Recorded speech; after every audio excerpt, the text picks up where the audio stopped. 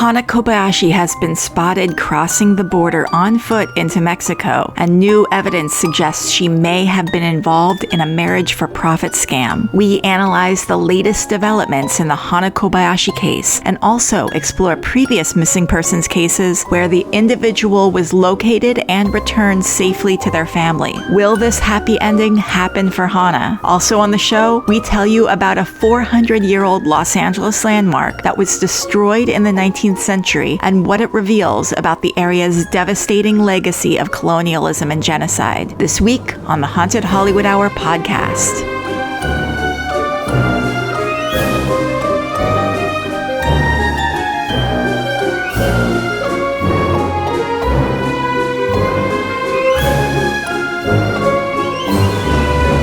Welcome back. This is the Haunted Hollywood Hour with Tanya Dixon. Hello, everybody. And me, Carly Heath. And also birds. Hopefully they'll stay quiet, but we might hear some tweets from Birdie and Papa Bear, just little cockatiels minding their own business and waking our podcast up a little bit. Because I'm at Tanya's house right now. Yep. And your street has the best name, which is Gaylord. Which is the best name. I know a few people have taken pictures with it and friends and used it as a profile picture. Lord of the Gays. We are going to give you guys an update on the Hannah Kobayashi case, which continues to have so many twists and turns. It's fascinating. It's fascinating. It is. And I'm going to tell you a very devastating story about a tree, which is an important story about Los Angeles history. You guys, I'm going to be listening to this for the first time right along with you. So I'm absolutely curious as can be. Before we do that, though, did you have any spooky things happen to you this week? I was at a Thanksgiving party with you, Tanya. Yes, you were. And I remember I was feeling a very intense need to leave and feed my animals.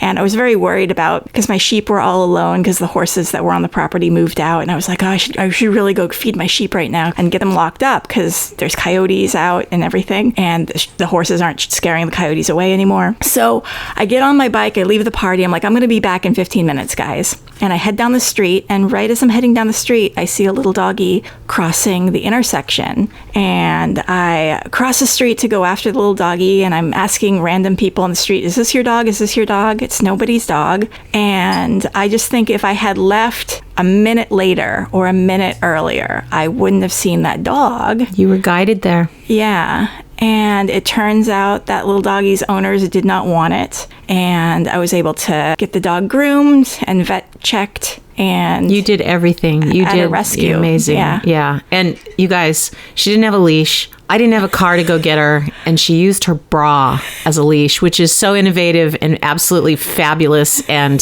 that's the animal lover dedication right there. Brilliant. It was either that or it was going to be like start tearing into my yoga pants, and I am weak. So I'm like, it's easier to take off my bra and use it as a leash. That was clever. It was very clever. Than that. I've also been, a few weeks ago, I had my landlord change all my lights because my lights have been flickering. And I'm like, cool, I solved the problem of the flickering lights. And my lights are flickering again. No. I know. Really? I know. Oh my gosh. Okay. So it's me. You have an electrical charge that affects. Yeah. I wonder, do watches go dead on you? Because that's when you affect electricity, a lot of people that do that, they can't wear watches. I've never worn a watch, not in a long time, not since I'm not able. I don't seem to have an effect on electricity, but I can't wear a watch, and my mom, my late mother, couldn't either. The batteries would just go out every time right away. That's really interesting. Wow. I also, last night, went into my parking lot and there's no one else there and a car alarm just starts going off. Didn't this happen to you another time? It happened to me, I told the story last week. Yeah. So wow, you have some kind of connection to all technology. I don't know. Mercury's in retrograde right now. Mercury retrograde, so it's doing all the things. Yeah. And do you have a spooky story? Not a recent one, but you and I were talking recently about sleep paralyzation. And, I used to have that when I was a child. And they say that's when you astral travel. And I kind of had forgotten about it. It just kind of is a memory that just came up. I had it once as an adult. And actually that time, forgot about this. The time I had it as an adult, I did see a spirit. Oh, really? Big time. Really? My parents at the time had just bought a different house, and the house had been empty for a very long time before they got it. And it was the first Christmas that people had lived in it for a long time. And I was up visiting for Christmas, sleeping on the couch, and I had a sleep paralyzation, and I thought I woke up and ran down the hall because I saw a figure, a profile, gray see-through image of a very tall man smoking a pipe in a robe, gliding seamlessly across the living room, and I could see the Christmas tree through him. Mm-hmm. And in what I thought was me getting up and running down the hall, opening my parents' bedroom door, going, I just saw a ghost, I just saw a ghost. But what happened is I wasn't. It was in my head, and I was sleep paralyzed. And all of a sudden, I came out of the sleep paralyzation and caught myself doing the exact thing that I thought had just happened, running down the hall, opening the door and saying, I just saw a ghost, I just saw a ghost. And he was very, very tall. And when I was telling my parents about it the next day, my dad said, well, you haven't been into the master bathroom. Go see where the hook is on the door, because he knew who the people were that had lived in it, and it had been empty because they had both passed away. And the hook on the back of the bathroom door was way at the top, like on the frame. And he said that's because the man that lived there was so tall, so his robe wouldn't dust the ground. The hook was up high. My dad knew who he was, and this man was crazy tall. And then that's really cool. Oh my God, you guys, this memory just came right after that. I remember, because I was still up there for the holidays, my parents woke up, and I had different birds then. I'm a bird girl. And my mom said the house is on fire, and didn't smell any smoke at first. She said it's in the garage, and we went running out. I'm grabbing my birds, getting out, opened the garage door, filled with white smoke. Oh, wow. Called the fire department. We're out in the middle of the night. It's, wintertime, Northern California. And the firemen, one of the guys I went to high school with, they were there forever, and they came out, and there was no fire. Oh my God. There was no smoke. And before we left, the smell of the smoke was very acidic. It didn't smell like smoke, and it was white. And previous to that, they'd had some poltergeist activity, socks that were put in different places, glasses moved. After that ghost sighting and the smoke thing, all of it stopped. Oh, wow. So it was cleansed. Yeah. I think the people were probably happy that a happy family moved in and was having like the first holiday in the house that it had seen in a long time. That's the way I interpret it. Yeah. But all the weird stuff that was going on happened. I'd forgotten about all of that till just now. Yeah. Wow. We have all these cool stories. It would be really cool if someone would study them. Too bad the parapsychology lab at UCLA got shut down in the 70s, or else we could. Yeah. Are there any others? Yeah, the one in... Is it Virginia that we talked about it? Yeah. That's right. Yeah, I've had lots of sleep paralysis, but I've never connected it to supernatural stuff. You never saw spirit? Oh, well, I see things, yeah. Like just recently in my apartment that I live in now, I had sleep paralysis where like I was seeing like the front door open, and I was like, oh, I got to get up and close the door. But I'm like, I'm paralyzed. I can't wake up. And it's like, then I also saw like a little lantern on my nightstand, and I'm like, that's not my lantern, because it was like a old-timey lantern, Right. Wow. And I'm like, that's weird. And then I woke up, Wow. But you can usually see with sleep paralysis, from what I've read about it. You can see, but you can't speak. Yeah, and you can't move. You can't move. And, it's a horrible feeling. And I've seen the Hat Man, which is the one, is the man that you hear about all the time. Yeah, I didn't have that. Even before I learned about the Hat Man, I saw the Hat Man like in college. And, wow. Yeah. See, I had it all as a child, and my late mother also had sleep paralysis when she was young, and in her early 20s, 30s, and so that was the last time I had it, and I was in my 30s. Wow. Let's talk about Hannah Kobayashi. Yeah, what's going on with her? She's still missing, and the police say that Hannah missed her flight intentionally. And you guys know the family's still mourning the death of Hannah's father, who died by suicide a couple weeks ago. Still suspiciously weird. 10 days of her being gone, and he does that? I mean, I can't speak to other people's mental health issues and how hard things are and what people do in response to trauma and all of that. Yeah. So I don't know. Yeah. Some people handle trauma in real different ways. Yeah. Yeah. But, also, especially since she has a sister, it's like, why would you do that? And at that point, it had only been 10 days. Yeah. But new information. We thought Hannah's last sighting was Monday, 11/11 at the Pico Metro station, but now we've had a couple of new sightings. On November 12th, it was confirmed that Hannah was seen at the Greyhound Terminal at Union Station at approximately 6:30 a.m., but no one else was seen on the camera frame with her. We can't rule out the fact that she was with other individuals that maybe we just weren't able to see. It has since then been confirmed that Hannah crossed the Mexican border on foot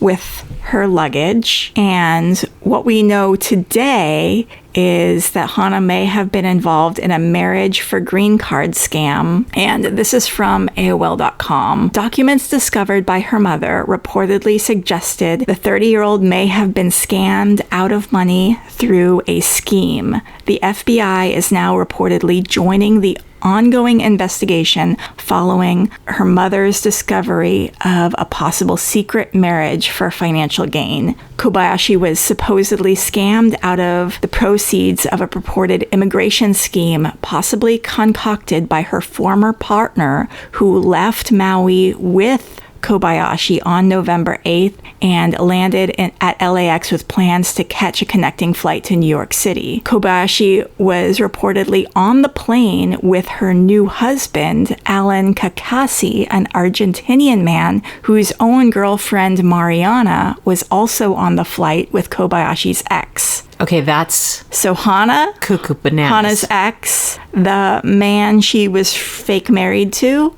and his girlfriend. Wow.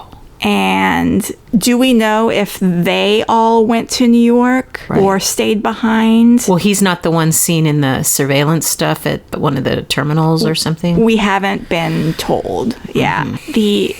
We know the ex went to New York, but do we know that this Alan Kobayashi and Mariana went to New York? We don't know. Hannah's mother reportedly discovered immigration documents in her daughter's home in Hawaii that listed an immigration attorney. The family's Los Angeles attorney, Sarah Azari, released a statement on social media on Wednesday, clarifying on behalf of the family that they have not verified the marriage or photos of the marriage posted by her alleged groom on his social media that have since been removed. Wait, so he had pictures of them together? Yeah. On his social media? Allegedly of their marriage. Wow. We want to stress, this is the statement from the attorney, we want to stress that the family has not publicly announced any information regarding an alleged marriage because we did not have the facts or the necessary documents to verify the legitimacy of this information. Wow, that's sketchy. One theory, seriously, she's going through a lot right now. She thought she was going to get money from this marriage thing. It ended up being scammy. Maybe she was possibly reported, or maybe she knew that the authorities were looking into it and she was really had a lot of anxiety about that. And maybe then decided to go to a tarot reader and get advice. And maybe it was like, you know what, I'm going to leave the country for a little while until the FBI or, the authorities leave me alone. Yeah. And how did I didn't catch this on any reports, the surveillance that saw her going into Mexico, are there cameras right there at the border? Is that what it is? Yeah, they saw her go into Mexico. Okay, I was just wondering what surveillance footage got her. Yeah. So there is border cameras. Yeah. Okay. Wow. And you can just go into the Mexican border, from the U.S. It's super easy. There's no anything. But I believe after a certain portion of the border, it's then they start to check for your documents, and you need to get a temporary visa, a visitor's visa. So I don't know how, if she needs to get paperwork, if she will be tracked that way when she gets paperwork to stay in Mexico a little bit longer. I don't know how that works. If anyone knows how that works, write in and tell us. Okay, then one theory that I'm just putting out there is that she has a dissociative fugue state. That is something that happens when you are dealing with stress. And here's a story from 2004 that's sort of a similar thing that has happened. Ahmed Yassin Arian, who was 20 years old at the time, a computer science student from Orange, California, vanished on his way to campus July 23rd, 2004, sparking a nationwide search. He wandered the streets of Tijuana and was eventually cared for by a Mexican family that took him to an internet cafe to contact his mother. His mother, Zahida Arian, said the family doctor determined that her son suffered from temporary amnesia and actually lost more than 30 pounds on his trip to Mexico. So the doctor says that people who forget who they are and wander away from home have a form of amnesia called dissociative fugue. And psychiatrists have said the condition can be caused by a neurological disorder, such as a brain tumor or epilepsy. More often, however, the cause is psychiatric, the onset of schizophrenia or emotional trauma, which for women, schizophrenia can kick in around age 30 for the first time. And, emotional trauma, just like dealing with her ex, this marriage scam. Oh no, the authorities are after me.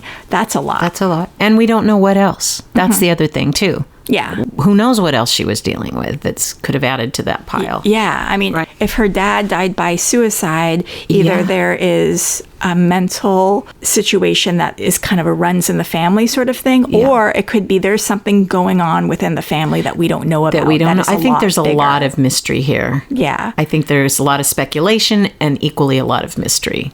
Okay, so in Arian's case, on July 23rd, his brother dropped him off at a bus station in Anaheim so he could go to UCLA to meet with an academic counselor. He made a bunch of bus transfers, and which you don't really need that many bus transfers to go to UCLA. And a surveillance camera showed that he got off in Los Angeles, but Arian never arrived at school. And when he didn't come home, his family went to the police and they offered a $20,000 reward for his safe return. And Arian said after he came back, he remembered boarding the bus in Anaheim, but didn't remember anything else or how he ended up in Tijuana or what happened to his cell phone or ID or backpack with all his books. He remembered sitting underneath a bridge at some point, and he survived by drinking out of a hose at a gas station for a whole month. Wow. And then 2 weeks before his return, a Mexican family saw him sitting on the street and offered him food, clothes, and a place to stay.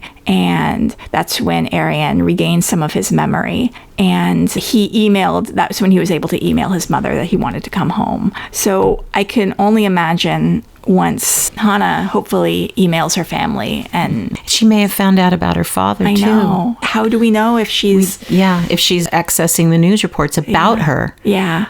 That's another thing, too. The whole thing is very, very, very strange. And I mean, we haven't heard a story like this. Maybe. Well, here's another story that kind of slipped under the radar, which just happened, which is a missing person that was returned after 25 years. What? This just happened while the Hannah Kobayashi case has been going on. And I'm like, wow, I can't believe this is not bigger news, because this is a crazy story as well. Oh, I forgot where I got this story from, but I will drop it in the show notes. And the previous story was from the LA Times. So in Lassen County, deputies have identified a man who's been missing for 25 years. The Lassen County Sheriff's Office said they got a call last week from a woman who thought she saw a picture of her long-lost brother in a USA Today story. The story, which was published in May, was about a man who had spent a month at St. Francis Medical Center in Linwood, but staff hadn't been able to identify him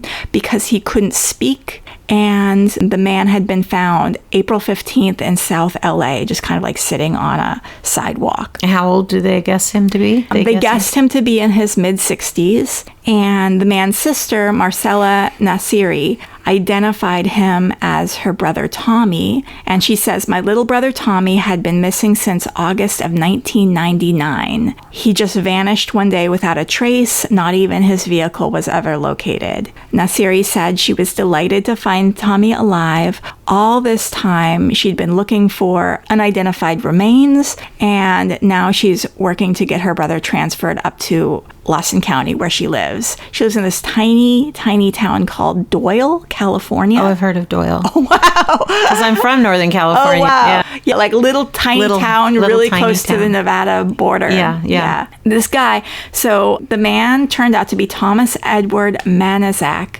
who actually, they said he looked like he was in his mid-60s. Here it says he's 53, and they nicknamed him Rumpelstiltskin. And he was on his way to Newport, Oregon, because he liked to just travel around. When he was last heard from on July 30th, 1999, when he was 28. And astrology girlies would be like, oh, he went missing on his Saturn return.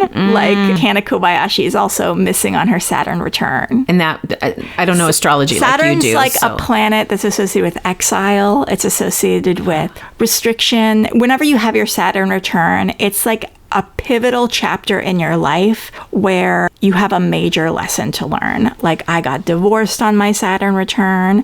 When you were between the ages of like 28 and 30, around there, sometimes 31, you might notice a big event happen in your life that makes you kind of change a lot of your previously held beliefs about what you wanted to do with your life and things like that. So when he used to go on these trips, he'd call his mom along the way and let her know what's going on. He called his mother from a truck stop east of Twin Falls, Idaho, and he usually called his mom about twice a week. And Twin Falls, Idaho was the last time she heard from him. He said he was safe and he's on his way to Newport. And she actually died before she ever heard from him again. Oh, that's tragic. Yeah. What happened during his 25 years off the grid, no one knows. Since he's non-speaking right now, he used to speak, but now he can't. They think that he likely had a seizure or something happen with his diabetes, because he had diabetes, and that required 2 insulin injections a day.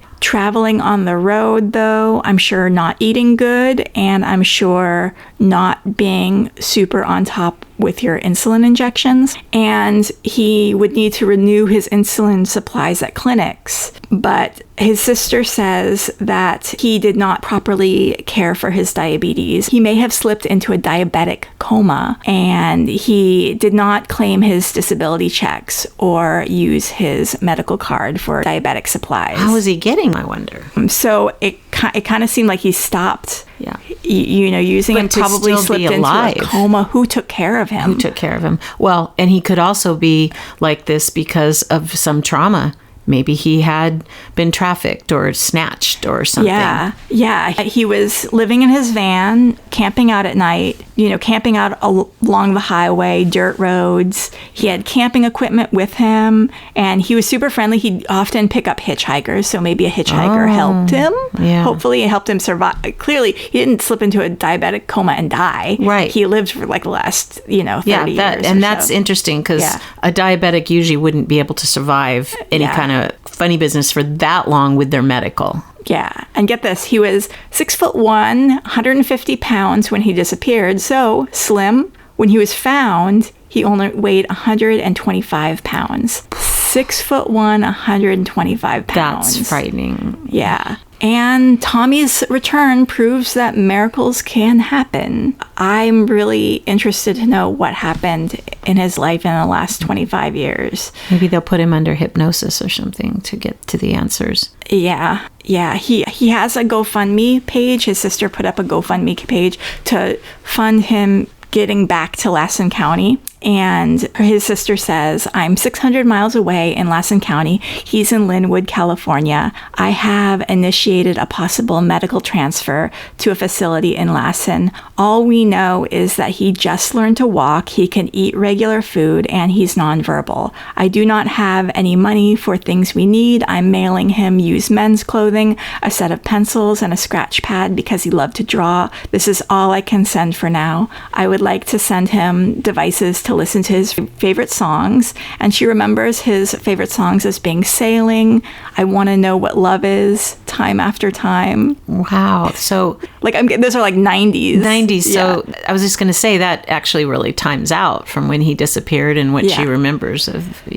And she's hoping that the songs might trigger his memory. Mm-hmm. Yeah. It's actually good thinking. And that is what's going on with Edward Manizak, who has been missing for 25 years. Well, hopefully it won't be that for Hannah. Every single week we do this. There's been a new crazy update. Yeah, that blows it's mind. very different. I'm just waiting for who's getting the rights to this. The movie is going to be amazing. Oh. I hope it has a happy ending. I hope it has a happy ending too. And that's already going on in this town. People are already wheeling and dealing for the rights to that. Okay, I'm going to tell this is kind of a heavy story. It's a fascinating story. It's a heavy story. We talk about heavy topics on the show: murder, suicide, missing persons. Today we're going to address that this area that we live in was home to one of the most brutal genocides in the history of the world, which is, on the scale of what Nazi Germany did. And this is a huge fact of our own history that's been made invisible. And I mean, do you know the name of the people who lived here before white people came in? No. And it's interesting, at the show the other night, they did do a land acknowledgement. They always do at the Autry Museum. Which is really good. But do people really listen and pay attention and remember the names of the people? I know they don't. Because if you ask somebody if they even heard it, they'll be like, what? It's one of those things that it makes you feel good to say it, but does it really make a difference? Didn't they do that when we were at Largo? Yeah. They did. Yeah. They also acknowledged. So there's some different perspectives on what is the proper name to call the people who lived here before it was colonized by white people, white Europeans. But I'm going to mostly use the phrase Tongva. And the other name that I'll use and I'll bring up when I'm using that name is Keech. And our education system doesn't teach this. Our government wants the story of these people erased because it doesn't serve the billionaires who run this country. I saw a really great TikTok video while I was making this where a man says, Europeans came to this continent. They ethnically cleansed the indigenous population out of existence. They killed them on a scale that's hardly been equaled by the millions, and then refer to them as the savages. That's an achievement, because who are the savages? Well, I think some of us have already known who the savages are. But that's how capitalism works, and bullies and abusive romantic partners. I mean, look at what's happening right now with the person who got elected. I don't know how to explain, but something, one finger pointing at someone, three fingers pointing back. Yeah. Darvo, all that stuff. We need to be educated so it is not repeated. Okay, wait till you hear go. the story. All right. So, quick important note, a lot of the information in this piece comes from various online sources. I will drop them all in the show notes, but one is altaonline.com, which has a really great story about the sacred sycamore in Los Angeles. 312azusa.com, which has a story called El Aliso del Viento, the historic landmark of the Tongva people. A PBSSocal.org article on who took the first photo of Los Angeles. An LA Times column about the Tongva language. And a Santa Monica History Museum video on the Santa Monica History Museum YouTube channel. For about 8,000 years, the San Gabrielino Tongvas, and I've also heard it pronounced Tongve, which is by the woman who documented the language. So Tongva, Tongve, be aware there's multiple ways to pronounce it. And we're still learning, and I'm trying, and I'm doing the best I can to educate myself as much as possible. But understand that I'm a white person, and we're going to try our best, but we are going to mess up. And we definitely invite other people, folks, write in and correct us, tell us what we got right, what we didn't get right. So for about 8,000 years, the San Gabrielino Tongvas lived in the Los Angeles basin, and they're still here. That's really important to clarify. If you have friends who have Spanish last names and can trace their ancestry to Los Angeles well before Los Angeles came to be part of the U.S., chances are they probably have some Tongva in them. And the name Tongva also goes by Keech, and the Keech Nation have their tribal offices and museum in Covina, California. And they criticize this name because they see it as coming into existence in 1905. And the woman who kind of documented all of this, I'm going to talk about her as well. And so beware of all that. For most of their history, the Tongva were not one tribe. They shared the same language, the same culture, and the same traditions. So they were combined into one tribe after European settlement. Tongva means people of the earth. And here's a map of villages that existed during the pre-1860 Los Angeles. Because of racism, the villages are marked with generic teepees, but the Tongva didn't live in teepees. They made elaborate domed houses out of tule that was woven and braided into large mats. Some of these houses were big enough to fit entire families and extended families. So take a look at this map. There's an awful lot of teepees there, so the locations were thick of where they were. This is like downtown Los Angeles, where all these like roads converge, right? And they basically, their downtown Los Angeles, that was their downtown,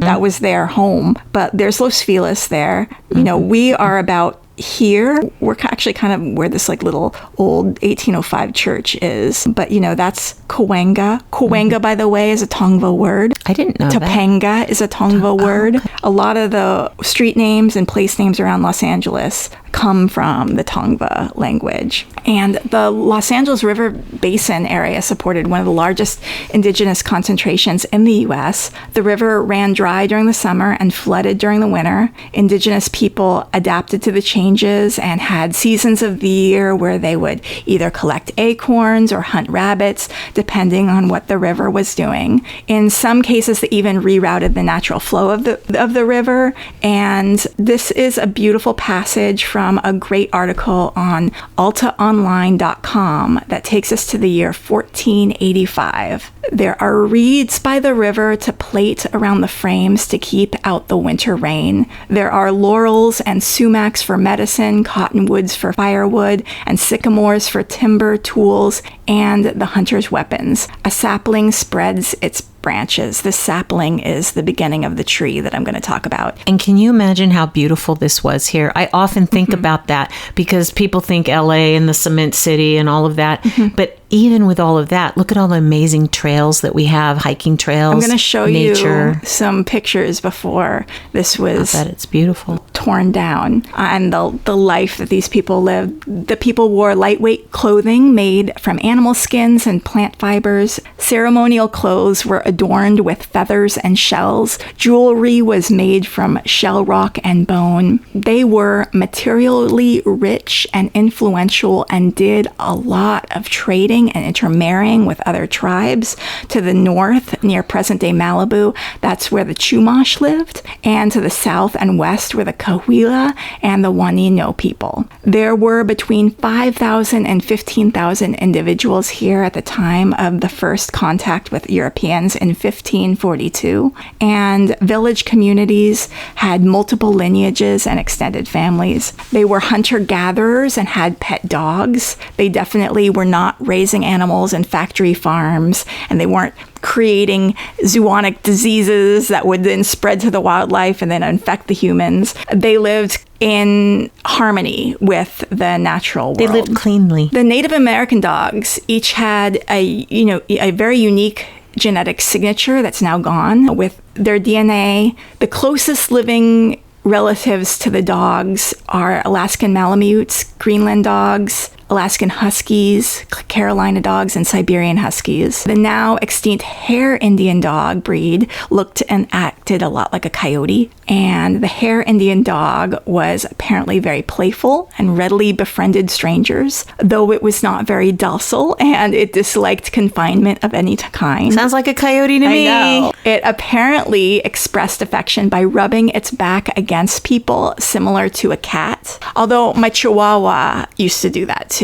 And Chihuahuas were also a dog that, like the Aztecs and the indigenous population had. Yeah. And whether the Tongva had coyotes as pets or not is unclear, but they lived alongside coyotes for thousands of years, and their word for coyote was itar. And the coyotes to them were the embodiment of the trickster spirit. In their mythology, Tukupar Itar, or sky coyote, is represented by the North Star. And in one myth, one day, Black God was busy making the constellations by carefully ordering the skies when the sky coyote became very impatient and tossed the remaining stars from a bag. And that's how the Milky Way was formed. Okay, that's amazing because I've always wondered about the Milky Way and I haven't investigated that from this perspective. It was a coyote. It was a coyote. And so you guys be nice to coyotes because we're living in their land. I just had 3 on my street the other day. Adorable. At 2 in the afternoon and everyone's scared and it's like, if you're worried about your pets and then you live in there, put your don't pets put them in outside. a coyote house. That's right. Don't leave a cat unattended. Don't walk your little dogs. Let them go out in the backyard by themselves. Just don't. My least favorite people are people who don't like coyotes. Yeah, I love coyotes. The European settlers, they did not like coyotes. So everyone who out there who's like hating on the coyotes, you're just like the white colonizers who came here and fucked everything up. Because when the European settlers arrived, they lumped coyotes in with wolves. By the way, wolves are great too. Wolves are awesome. Wonderful. Perfect little animals. Love them. We're going to go visit a wolf sanctuary. I know. We're going to do that soon. Yeah. Which the settlers considered their enemies because they preyed on sheep and cattle. But coyotes behave very differently than wolves. Coyotes would come into the villages and settlements in the Americas to feed on the mice and rats that fed on their garbage, and they lived among the people. In fact, coyotes are victims of the same sort of genocide as the humans. According to current government statistics, at least 500,000 coyotes are killed each year, 1 per minute, by federal, state, and local governments, and by private individuals. There's a lot of that right here in LA. Certain parts of town. Woodland Hills is an area where a lot of folks have found poisoned arrows in them, all kinds of horrible things. And just look at Nextdoor, all the coyote hate on Nextdoor. Oh, there's so much coyote hate on there. I hate it. And why are you even posting on there, you guys, for the coyote hate? Like, there's a coyote on the corner of blah, blah, blah, blah, blah. Of course there is. We're in their house. All these people never go outside. That's the thing. If you're like a going outside hiking person, you will see coyotes every day in Burbank, multiple times a day, morning, noon, and night. If you're shocked by it, it's just because you're not outside enough. And if you don't like it, then you can move to another area. Out of state is fine with me. Move to New York City. Yeah. The U.S. Department of Agriculture Wildlife Services Program kills 90,000 coyotes per year. So white colonization is happening, government funded, as you guys know, still. Well, bison, wild mustangs, wild donkeys. I mean, the list goes on of what happens with them. Pre-Christian Tongva had a 6-god pantheon. The main deity was, I'm going to fuck up this pronunciation, I'm so sorry, Chininga Chinix, also known as Kwarwar. And Waywot is the sky god. And Kwarwar, I like this one, because this is a god that is all about restoring order and giving laws to the people. And this god has its set of avengers, which are the raven and the rattlesnake and the bear and the mountain lion and others, including dog-like wild animals. And they are the ones that judge you. And if you are not behaving morally right, those are the gods that are going to punish you. That's fair. And I just have to say, I'm friends with the ravens. The ravens love me and the coyotes love me too. I know they do. And actually, I have a neighbor that names all of our crows, and they actually come to her, my next door neighbor, they come to her, she's fed them for years, and they're such smart birds. Yeah. So the ravens are judging you, people. The coyotes are judging you. Good thing Carly and I don't have to worry about that because they know we love them. We are their friends. So the Los Angeles Basin wasn't a wilderness. It was a carefully managed ecosystem. Caretaking of the land and animals and natural resources was essential to the Tongva culture. And there were even grizzly bears and elk. You don't see those animals anymore. No. And there were footpaths, which you saw on the map, all those little footpaths.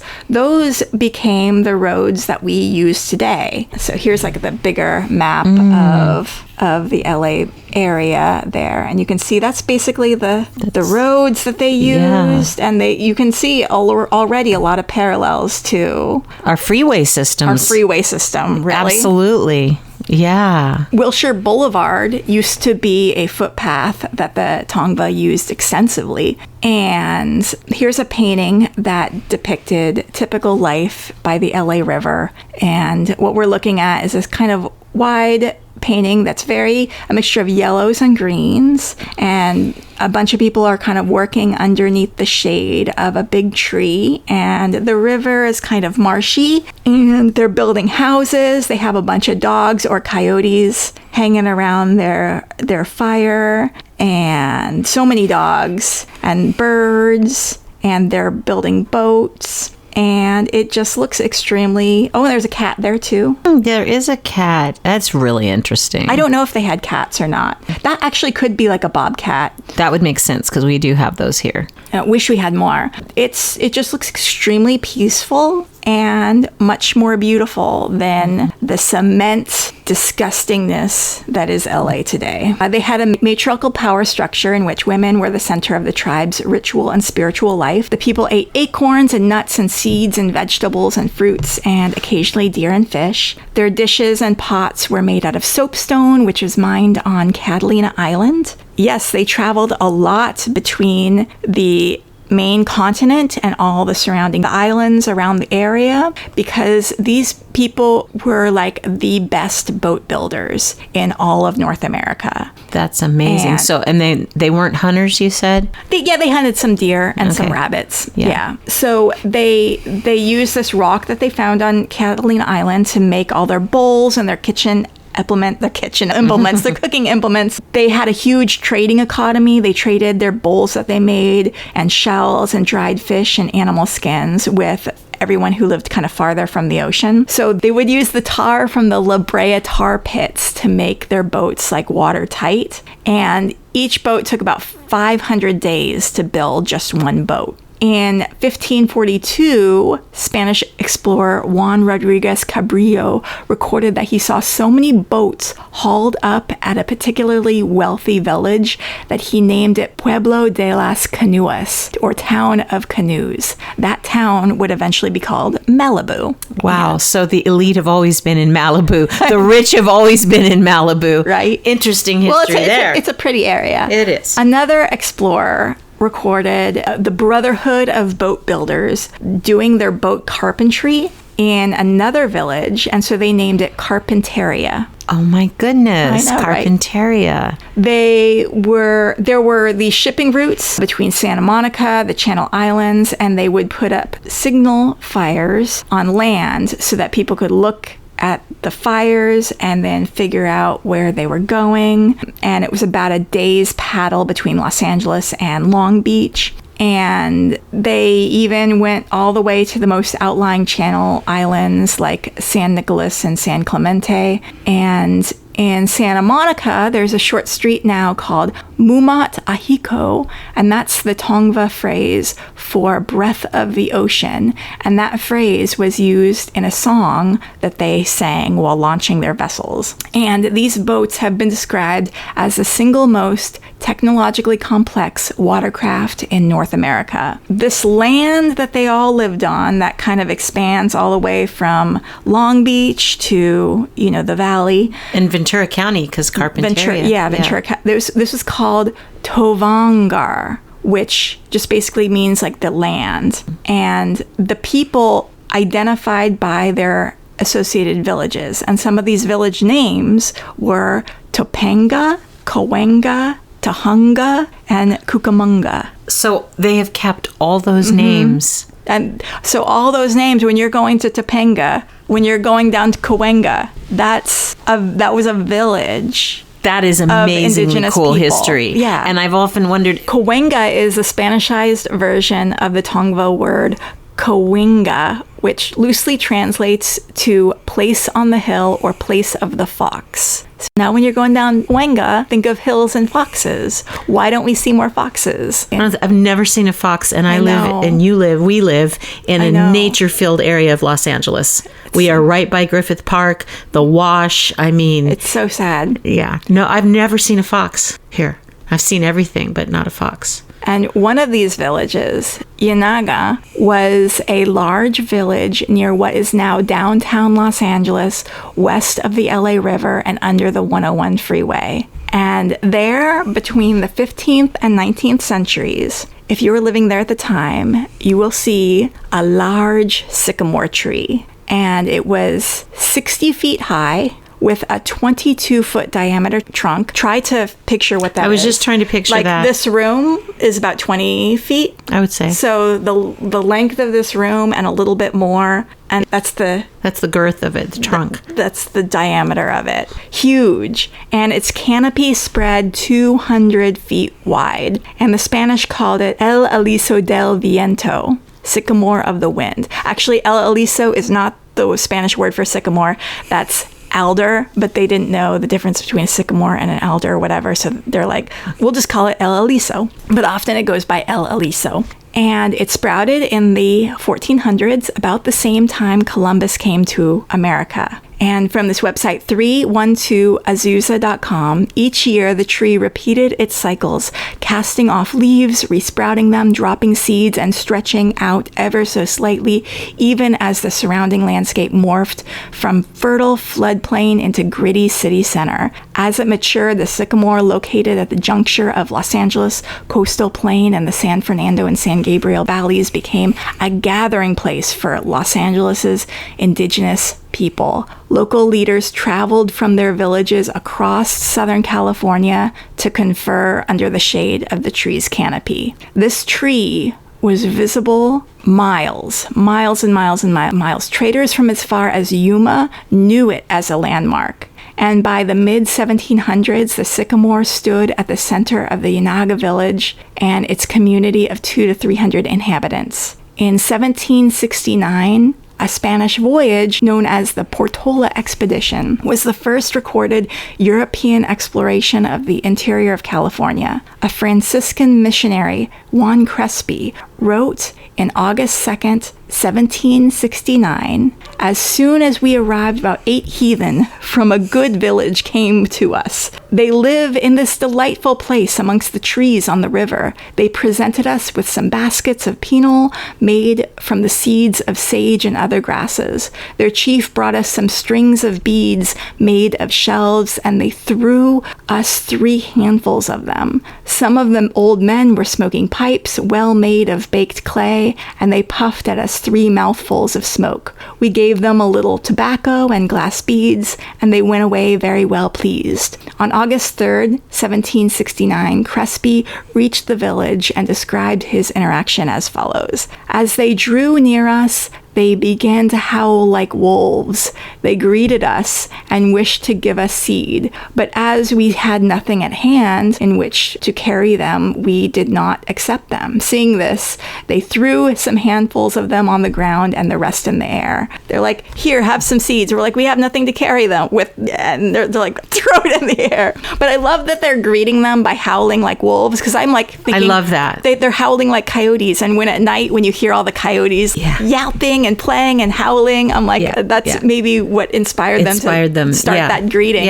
The first mayor of Los Angeles, Stephen C. Foster, in his 1877 memoir, remembers a long ago conversation with an early Angelino. And this old man tells him, "I first saw Los Angeles in 1785, a boy of 10 years of age, 4 years after the town was settled. He remembered a tree with a massive trunk. It was a large tree then, and I climbed its tall branches to rob the mockingbird of its young." Typical white guy. "When the Spaniards first saw Los Angeles, there was a village of Indians there, afterwards called the Poblanos. Among them were men older than I am now, and they said the tree was there as long back as they could recollect. Between 1788 and 1815, entire villages were baptized and indoctrinated into the mission system. The missionaries initiated initiated forced transformations in all aspects of daily life, including the way that the indigenous people spoke, ate, worked, and their spiritual life. They're connecting with the supernatural. Like a typical cult, various strategies for control were implemented, and they would use violence, segregation by age and gender, and would then use the new converts as instruments of control over the others. Mission San Gabriel's Father Zalvidia punished suspected shamans with floggings and chaining. And if you practice your traditional religion, you would be sentenced to hard labor in the sawmill. It reminded me of the Salem witch trials. Yeah, it's just like a typical cult thing. Yeah. It's like you work them to death, you brainwash them, and you strip them of their identity. You don't even have your name in you. They renamed everybody. You're like, your name's gone. And a missionary during this period reported that 3 out of 4 children died at Mission San Gabriel before reaching the age of 2. And the mission starts as like, hey guys, we're just some nice Spaniards. We're gonna just be over here. Hey, do you want some food? Hey, you want to listen to our stories? Hey, do you want some cool clothes? Yeah, you could come join us. You could see what's going on. That's cool. And then a few of the indigenous people are like, yeah, I'll join you. This sounds fun, right? Like a typical cult. Right. And then they separate you from your family. And then it's like, oh, you want to be part of us? You have to get recruits. You have to recruit your family. And slowly the cult expands and expands and expands. And then the indigenous culture, names, language, respect for their land. Respect for the land. That's the big thing that they did right away was instead of hunter-gatherer, they switched to breeding animals, which actually brought diseases right away. I mean, we're already seeing it with bird flu and the cows and the horse virus. Centuries. I forget what it's called that was going around a couple years ago. There was a virus. Oh, yeah. Anytime you have animals and you try to raise them in, you're building up diseases and you're spreading diseases, and those diseases then infect humans. And so, as soon as they started doing this raising the animals thing, the diseases started. And so the population gets decimated that way as well. Nearly 6,000 Tongva lie buried in the grounds of the San Gabriel mission. Author and lawyer Carrie McWilliams, who edited The Nation from 1955 to 1975, characterized it as follows: the Franciscan Padres eliminated Indians with the effectiveness of Nazis operating concentration camps. The San Gabriel mission functioned as a slave plantation. Latter-day ethnologist Hugo Reed said Indian children were taken from their parents to be raised behind bars at the mission. They were allowed outside the locked dormitories only to attend church business and their assigned chores. When they were old enough, boys and girls were put to work in the vast vineyards and orchards owned by the missions. Soldiers watched, ready to hunt down any who tried to escape. And Reed said he knew of Tongva who had an ear lopped off or were branded on the lip for trying to get away. Pio Pico, Mexican governor in 1818, said that sycamore tree was a favorite place for travelers. And the valley from Aliso Street, and we still have Aliso Street, that's named for the tree, was covered with dense sycamore, willows, poplars, wild grapevines, and cornfields. He remembers it being the largest tree in the valley. In 1803, the population there was about 200, and as the demand for Indian labor grew, the village underneath this tree became a place for refugees of the surrounding villages that were destroyed or otherwise depleted from colonization. Sadly, this village only remained intact until about 1813. The city council passed new laws in Los Angeles, which forced indigenous people to either work or be arrested, and they conducted these sweeps for drunken Indians. The European settlers could then buy these arrested drunken Indians and use them for slave labor. Why is this not in our history books? Exactly. Why aren't we learning about this in school? Why didn't we study that and get taught this? In 1828, a German immigrant bought the land where the sycamore is and with the help of Mexican officials, evicted the entire community. And this is from altaonline.com, which has just the fantastic story of the sycamore tree. By 1830, the village had become a rancheria, and the Mexican authorities called it Rancheria de los Poblanos, and it was a work camp for the Indians. And in 1831, Jean Louise Vignes arrives in Los Angeles and leads a chain of immigrant winemakers from France. And by 1833, nearly all the land within the boundaries of this community had been acquired by the European settlers. And this guy, Vignes, he pays a $20 fee for the land that has the sycamore tree on it. And his name now is immortalized in Vignes Street. Oh. And the people who live there, they'd already been relocated further west. They got relocated into like a floodplain, basically. And their whole village gets razed to the ground by the Los Angeles City Council when, America takes over California in 1846. By 1847, they just flatten the whole village. And on a 1849 map of Los Angeles, you can see vineyards and orchards that cover the west bank of the LA River. You can see buildings, and you can see on the map just like a little indication of a tree. And in 1850, California is officially a state, and the first laws passed is the Act for the Government and Protection of Indians, which targets Native people for arrest by stipulating that they could be arrested on vagrancy charges based on the complaint of any reasonable citizen. And we know they were not reasonable. Any citizen of California, if you see an Indian, you don't like them, you can arrest them for vagrancy. A section of the act stated when an Indian is convicted of any offense before a justice of the peace, and basically any white person can pay the bond of that Indian and then get the Indian to pay off the bond by getting them to work for you. And many people ended up working in the county chain gang. So all those roads that are named after the Tongva villages were likely made by slave labor of the Tongva people. 18 treaties were made between 1851 and 1852, but they were negotiated with random people, not actually Tongva Indians. And these random people would cede lands to the Europeans, like that belonged to the Tongva, but they were not representatives of the Tongva people. You're like, Tanya, that phone belongs to you? No, I had a representative of you sign that phone belongs to me now. It doesn't surprise me, right? The disrespect and I guess you could say, the disrespect was from the very beginning. The people moved from under the tree.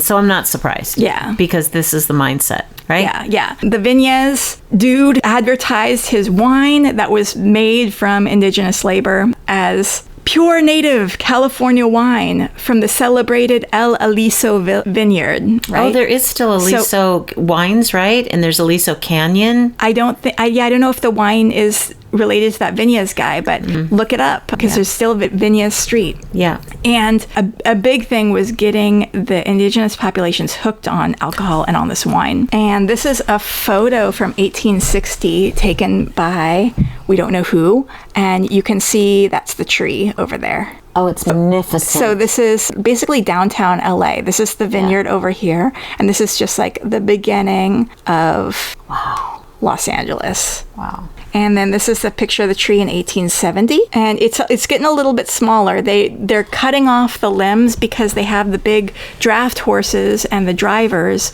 pulling, barrels of wine, and so they need to cut the limbs to make room for the draft horses to go by. In 1882, the Los Angeles Star writes about the big tree in Los Angeles. For regularity and symmetry, it has no equal in all the country around, and its graceful branches spreading across the diameter of nearly 200 feet afford a shade unlike any other in all Southern California. 4 feet from the ground, the trunk measures 20 feet in circumference, exclusion of the bark, which is 2 inches in thickness. The oldest residents here remember this tree as it stood 50 years ago and assert it was as large then as now. Several years later, Los Angeles Mayor Stephen C. Foster declares that the tree is 400 years old.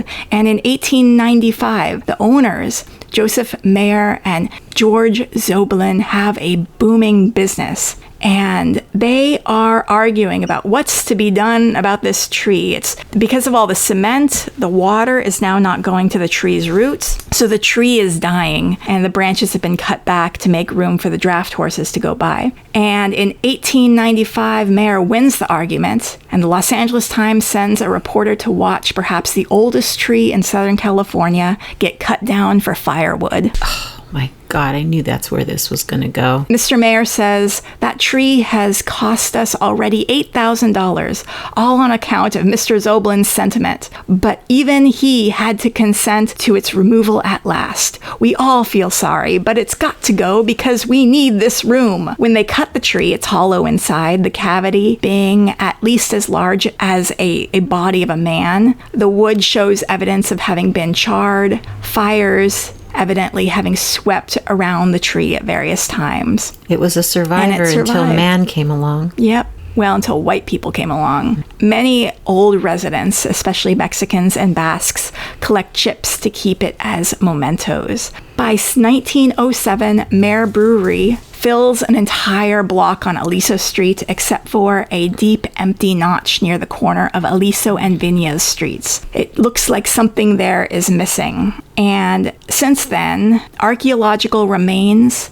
were unearthed during the construction of Union Station in 1939, and excavations at the Metropolitan Water District in 1999 revealed a proto-historic cemetery. It has been reported that excavations near the Plaza Church have recovered beads and other artifacts that were used during the period of mission recruitment. Today, there's a plaque on the surface of the sidewalk where Commercial Street curves slightly northwest at Viñas Street. And the plaque reads, Keach Gabrielino Sacred Sycamore Tree, Chavar. Here once stood the grandest of all sycamore, chavar trees, measuring 60 feet high with a canopy spreading 200 feet wide. The tree was given the Spanish name of El Aliso. The original inhabitants of the area, the Keach, or Gabrielino, were known as the people of the willow houses. These indigenous people have occupied this land for over 12,000 years. Their once peaceful life was forever changed by the California mission era. Always important in their history was this tree, which once served as a site of worship, gathering, and prayer for Keach. Native leaders would travel from as far away as Yuma, Arizona, to unite at this sacred site. The Kunasga, or Sacred Burial Place, is home to many Keach burials as it once stood at the center of one of the largest Keach villages, Yananga, which is now known as Los Angeles. While El Aliso is gone, the shade it provided no longer available, and the memory of the conversations under its branches long lost, its significance to the Keach is not forgotten. While its physical presence is gone, the oral history handed down through the generations has kept its beauty and story alive for the Keach people. And that was put in there by Chief Ernie P. Tutimez Salas, April 2019, and the plaque is dedicated by the city of Los Angeles to the original native inhabitants of the area, the Keach, many of whom are still alive today. The plaque isn't quite where the tree used to stand. The tree likely stood where the median of the 101 is today. So the tree used to stand right about there. And the plaque is on Commercial Street right about there. We're looking at a map right now. Yeah, we're looking at a map. I actually have a bone to pick here. They said it will not be forgotten. I call bullshit because I'm into nature and I'm into history, and I've never heard of this tree. Mm-hmm. And in not my town that I've lived all this, like, it makes me mad that no one has told you this. No one is. It isn't out there in history. It more than a stupid plaque in an area where a lot of people don't go. It's definitely not a pedestrian area. Yes, it is. This is probably the shittiest area in Los Angeles. It is a total shitty area. We're looking at the map. It's basically the freeway. There's a Denny's on one side of the freeway, and then there's just a big old industrial junky flyaway area. To LAX is right there. There's a parking lot. It's hideous. It's really disgusting. It's hideous. This little segment of the map is a perfect example of how Europeans have taken a beautiful area and then they've come and they've just paved paradise and put up a freeway and a flyway to LAX. And a Denny's. It's disgusting. Well, and in honor of something so magical like that tree, there should be a special day here in LA to honor it, kind of like we have a Global Earth Day. Why don't we have a day honoring this magnificent piece of nature so that kids can learn about all of this and the history attached to it? It would make a great movie. Yeah. Great movie or something. This is the plaque. Ugh. And there's like cigarette butts around Yeah, it. it's- There's like weeds what a joke. around it. It's, Yeah. I mean, a nice effort, but it's just a perfect symbol of how... And who sees it? Who sees it? Yeah, it's like a land acknowledgement at the beginning of a event. I think I'll leave it there. We have actually a lot more to talk about. I want to tell you about Toy Purina, and I want to tell you about Narcissa Higuera, who was the last Tongva speaker. The tree is so big, the story is so big that we're going to continue it next time. Yeah, we're gonna have more to say about this next time. I hope that this might inspire more of us to continue the oral tradition of telling stories about how beautiful LA used to be, and the whole continent used to be before European settlers came and destroyed everything. Maybe if we talk about this stuff enough, if we teach future generations about it enough, we see colonization happening right now in the Middle East, but if maybe eventually, if more people are aware and conscious, eventually we could put a stop to imperialism. And this is why I really believe that we cannot get rid of our history, learn by it. Yeah. And what's coming up? What are you looking forward to? Well, I have a lot of Mrs. Claus gigs with Santa Claus. Yay. We're doing one that's going to be for Wildlife Learning Center. We're doing one for Holiday Play. We're going to be at Studio City Holiday Street Fair. We've got quite a few gigs coming up, so that's going to be a lot of fun. What about you? What do you got going? What are you looking forward to? I feel like now that I've learned all this stuff, I feel like I would have normally said, like, I'm looking forward to awards season. You can still look forward to awards season, though. I'm looking forward to wearing a fancy dress. It's okay. Going to fancy things. But I'm also like thinking like, God, all of this, the awards that are fun to go and be a part of, they're all these ceremonies to glorify capitalism and glorify this horrible system that has destroyed everything. And so I'm going to carry the dichotomy inside me. It's okay, moderation in everything. We don't live in 1752. It's okay to combine our modern lives and blessings and gifts while still respecting our history and respecting what the truth is. Well, I'll definitely be trying to every day more consciously think of what I can do to dismantle capitalism and dismantle the system. And whether it's putting up stickers in intersections or something else, I'll just, make a promise with myself to be more aware and be more active in the fight against oppression. I think we all have to fight our battles and Yeah. pick the ones that mean the most to us, while still you have to respect what was here before us. You have to know about it, like this tree. All right, you guys. Until next time. Bye. Bye.